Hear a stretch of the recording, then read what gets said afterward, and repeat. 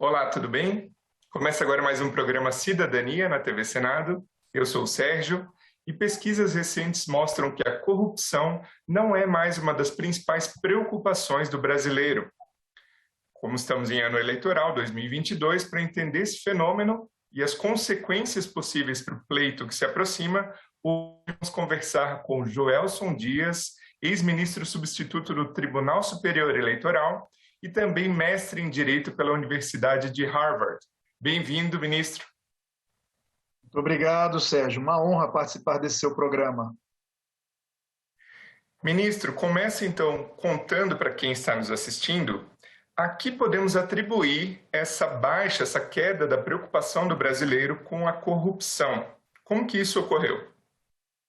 Sérgio, eu quero acreditar que podem, eventualmente, ser vários os fatores. Claro que em um momento de grave crise democrática, grave crise econômica, até de legitimidade mesmo das nossas autoridades, acabam surgindo outras preocupações, outras premissas, outros problemas que podem passar a falsa ideia de que o brasileiro eventualmente já não se preocupa mais com a corrupção ou de que estaria tudo muito bem em termos de medidas de combate à corrupção.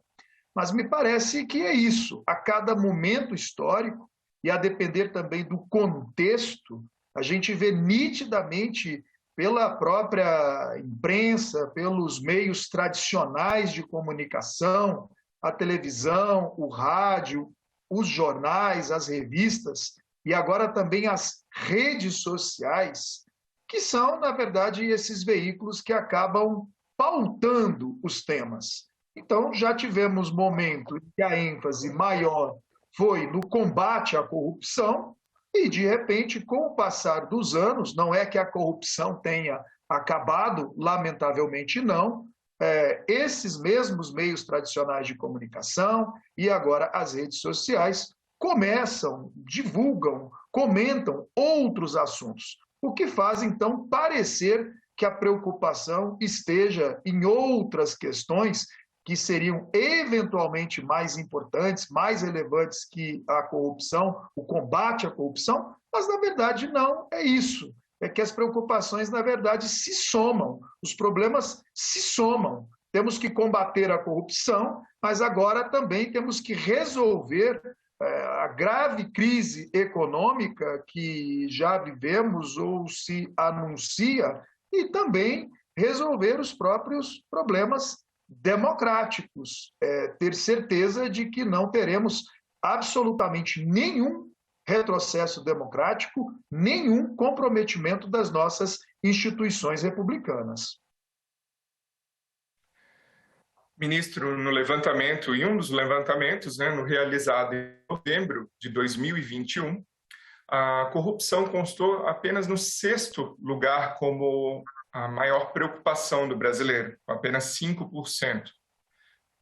Dentre os vários motivos que o senhor tentou expor na resposta da primeira pergunta, o senhor consideraria que a pandemia pode ter intensificado a preocupação do brasileiro com outros problemas mais emergenciais que surgiram nesse caminho pandêmico, como educação, saúde, principalmente, segurança?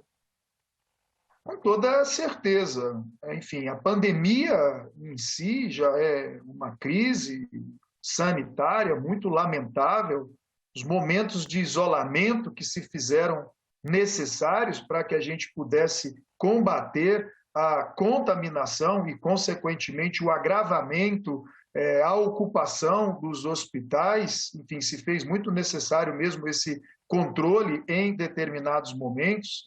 A falta de vacina, não se providenciou um programa nacional de vacinação com a antecedência necessária, o que somente agravou a situação, aumentou o número de mortos, agravou também a demanda nos hospitais e gerou, inclusive, uma necessidade de maior isolamento em determinados momentos. Tudo isso conjugado, é claro, afetou as famílias, enfim, tudo à distância, tudo remotamente, E aí é muito natural que surjam as preocupações com a educação, com a saúde, claro, em um momento crítico de crise sanitária como esse, e com o próprio emprego.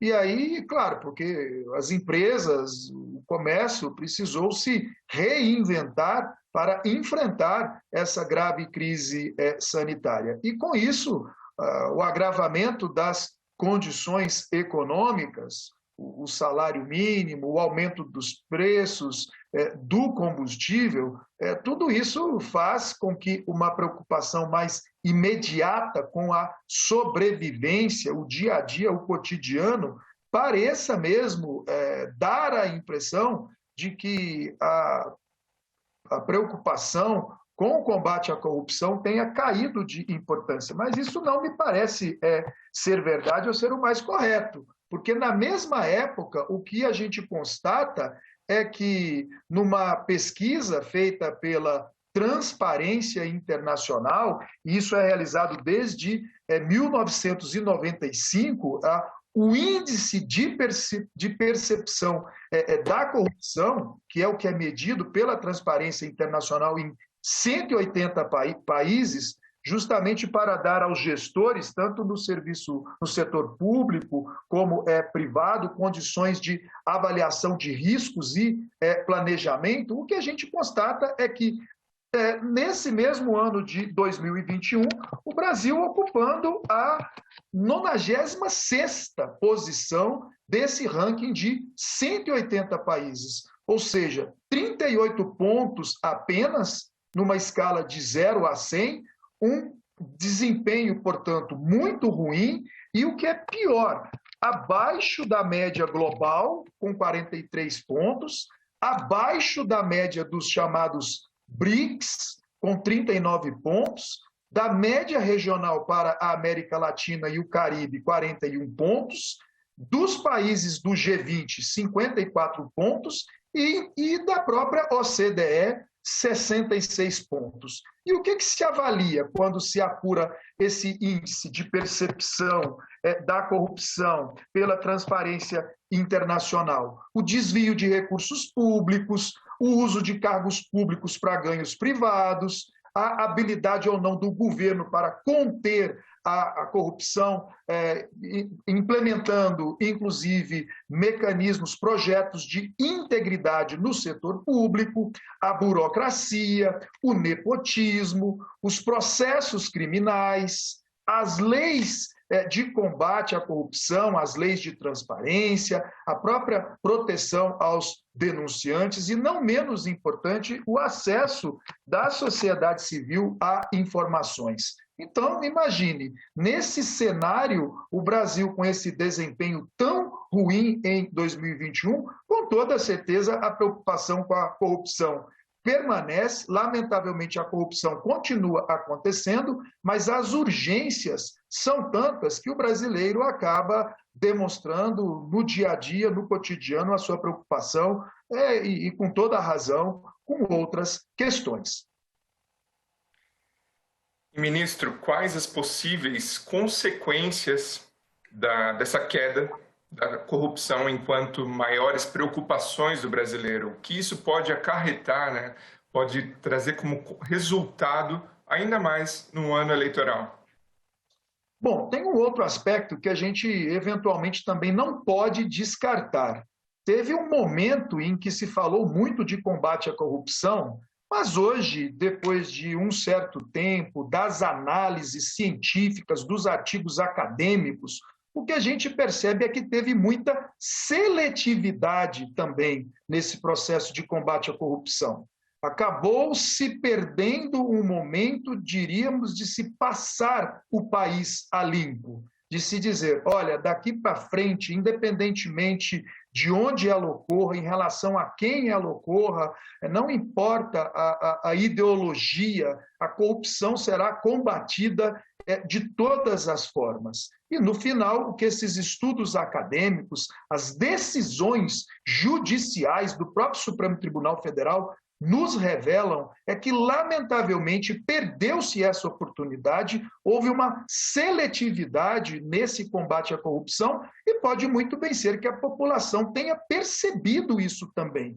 Tenha dito, poxa, não era verdadeiro, não era sincero, não era isento o combate à corrupção. Ele tinha um fim, ele tinha uma finalidade, ele tinha uma razão política de ser. E aí, é claro, quando se vê o mau uso do sistema jurídico, o mau uso da legislação, das instituições para um combate seletivo a uma questão grave como essa da corrupção, pode mesmo ter passado essa impressão de que, enfim, não se combateu como se deveria combater esta importante questão, e aí o ressentimento, a frustração de não ter se aproveitado desse momento para, enfim, uma nova história, uma nova página na história do nosso país. E aí, é claro que, no fundo, enfim, a própria Fiesp também tem estudos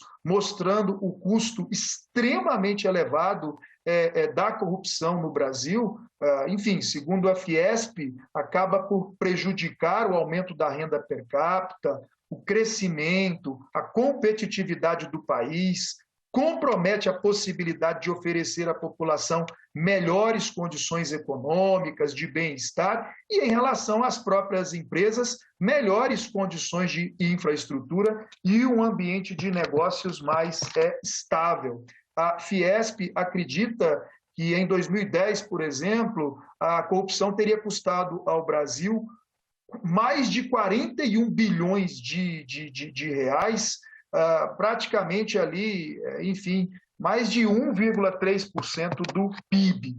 Ou seja, são situações realmente preocupantes, são números realmente preocupantes que se poderia estar a investir em infraestrutura, em políticas públicas, principalmente num país tão carente e de desigualdade socioeconômica tão elevada como é o nosso. Então, na verdade, o que se tem é um desafio, quer dizer, enfrentar todas essas questões decorrentes também da crise sanitária, as questões econômicas, de saúde, trabalho, emprego, educação, mas, ao mesmo tempo, não perder de vista, por conta do que esses estudos recentes revelam, que a corrupção, lamentavelmente, continua e, por isso, se faz muito importante o seu combate.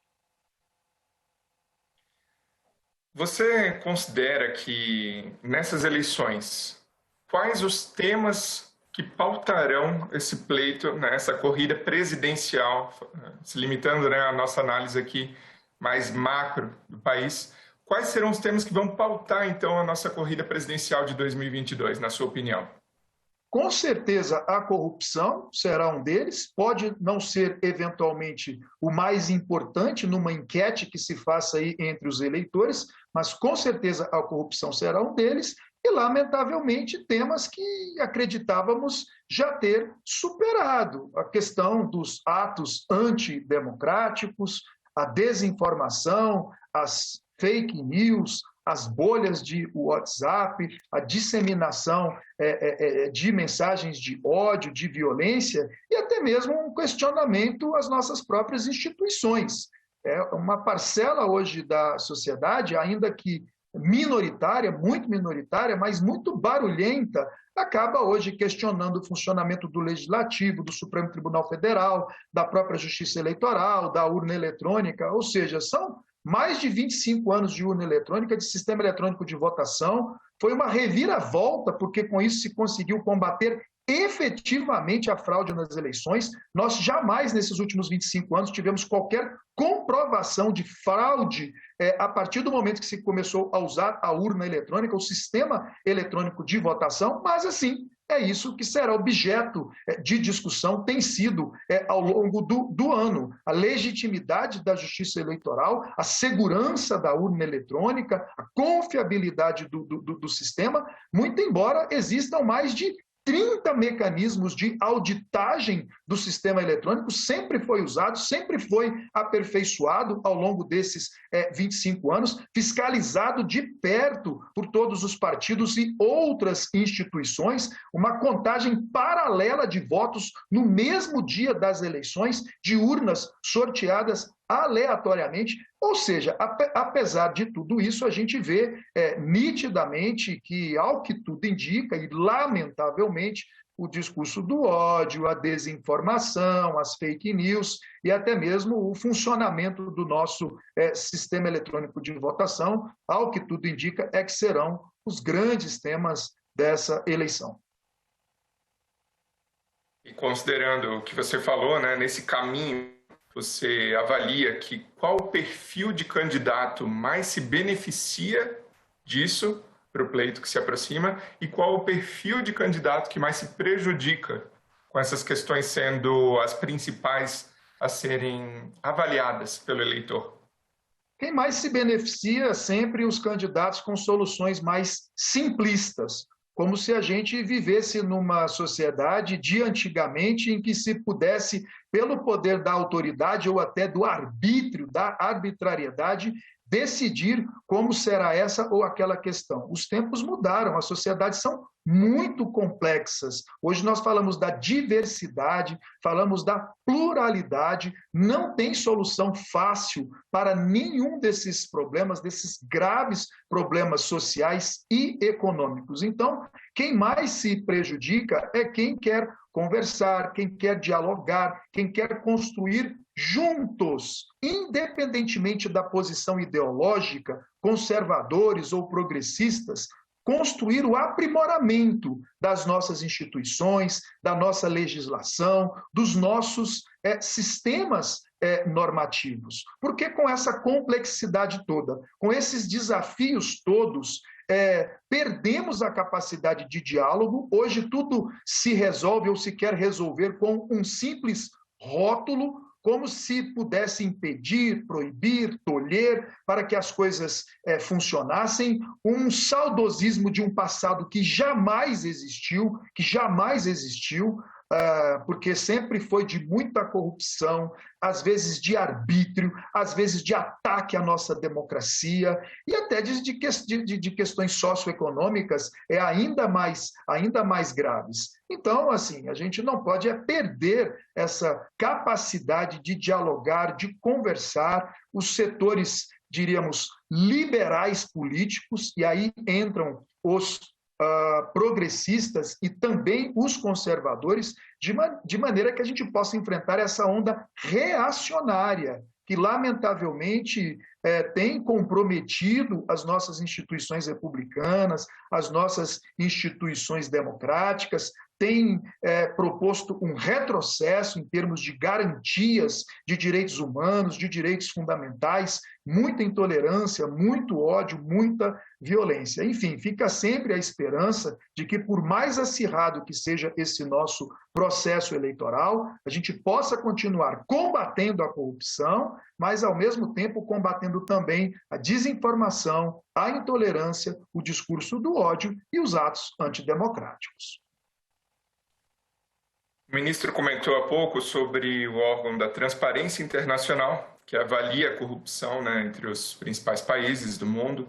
E de 2014 para 2021, o Brasil caiu muito nesse ranking, que avalia a corrupção, né? E o ranking piorou logo em 2014, que foi o ano que foi deflagrada, né, a Lava Jato. O senhor considera que com a queda da importância, né, da relevância aí recentemente dessa Operação Lava Jato, isso piorou as condições, foi prejudicial a queda da importância dos holofotes na Lava Jato para o eleitorado? Como eu dizia, né? Pode ter sido que a maneira como a Lava Jato conduziu a sua operação, e de novo, hoje nós já temos estudos acadêmicos avaliando isso, e decisões judiciais mostrando que nem sempre, na maior parte do tempo, as decisões foram corretamente adotadas, os procedimentos seguiram o que manda a legislação, a jurisprudência dos tribunais. pode ser que isso tenha gerado na sociedade, enfim, um descrédito, uma frustração em relação ao que se esperava de um combate, como eu dizia, que fosse conduzido não de maneira seletiva, escolhendo esse ou aquele lado, mas que alcançasse realmente a responsabilidade, condenasse, julgasse aqueles responsáveis por essas lamentáveis práticas de corrupção, mas que o fizesse dentro das regras constitucionais, obedecendo ali a ampla defesa, o contraditório, o direito aos recursos, justamente para que se pudesse apurar corretamente, legitimamente as responsabilidades. Talvez a nossa sociedade esteja avançando no sentido de cobrar o combate à corrupção, e isso é muito importante, tem que ser cobrado mesmo, nós não podemos tolerar a corrupção, mas, quem sabe, cobrando também das nossas autoridades muita parcimônia, muito equilíbrio, para que se possa julgar, principalmente os casos mais difíceis, com todas as garantias constitucionais. Nós precisamos chegar nesse equilíbrio, punir os responsáveis pelas graves práticas de corrupção, mas, ao mesmo tempo, consolidar, fazer valer de maneira efetiva as nossas garantias constitucionais.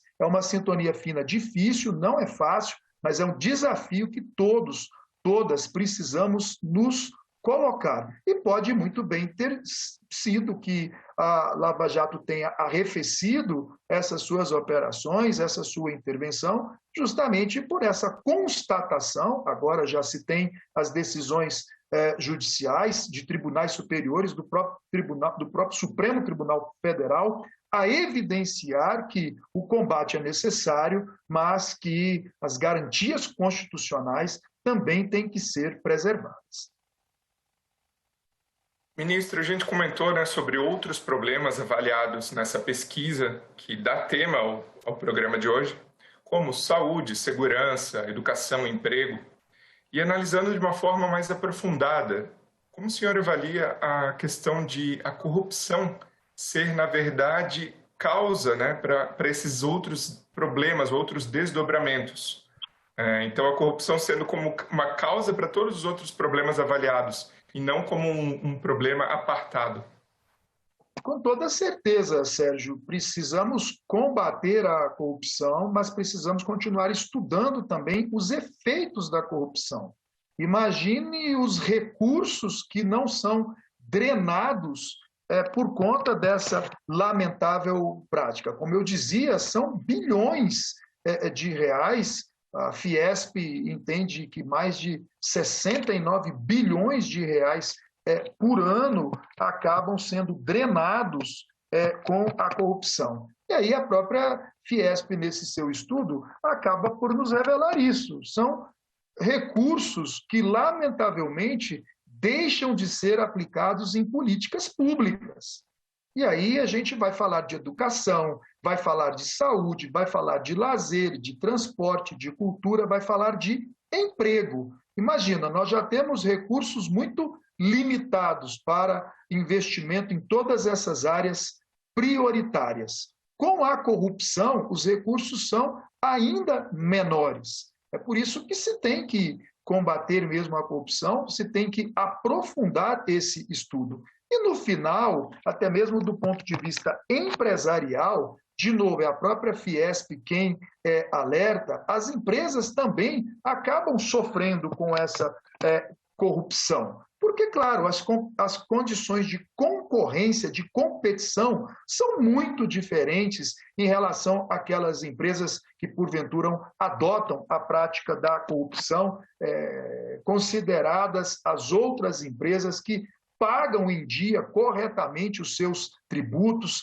têm programas de compliance, tem todo um cuidado para não envolver nesse tipo de ilícito. E acaba faltando dinheiro para investimento em infraestrutura, e com esse ranking brasileiro, esse péssimo desempenho do Brasil no combate à corrupção, nesse ranking internacional, é claro, também como a Fiesp considera, o ambiente de negócios também passa a não ser o mais favorável. Que investidor estrangeiro eventualmente vai querer investir em um país que eventualmente tem uma sobretaxa nos negócios que eventualmente contratar por conta justamente da corrupção e toda essa insegurança jurídica resultante da corrupção? Porque, claro, no que se investiga um contrato, no que se investiga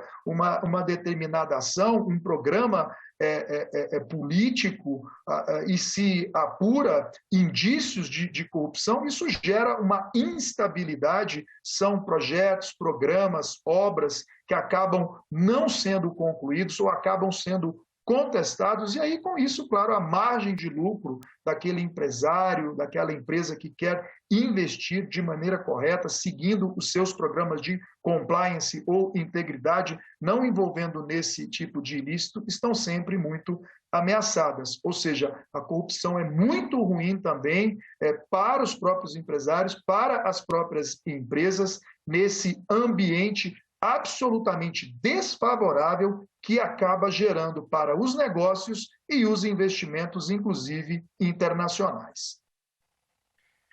Ministro Joelson Dias, muito obrigado pela sua participação aqui no Cidadania e o meu muito obrigado a você que nos prestigia com a sua audiência. Esse programa já está disponível no site do Senado Federal e também no nosso canal no YouTube. Aproveita e se inscreve lá. Se você tiver alguma sugestão, comentário, dúvida, pode entrar em contato com a Ouvidoria do Senado Federal. A gente se vê na próxima. Um abraço.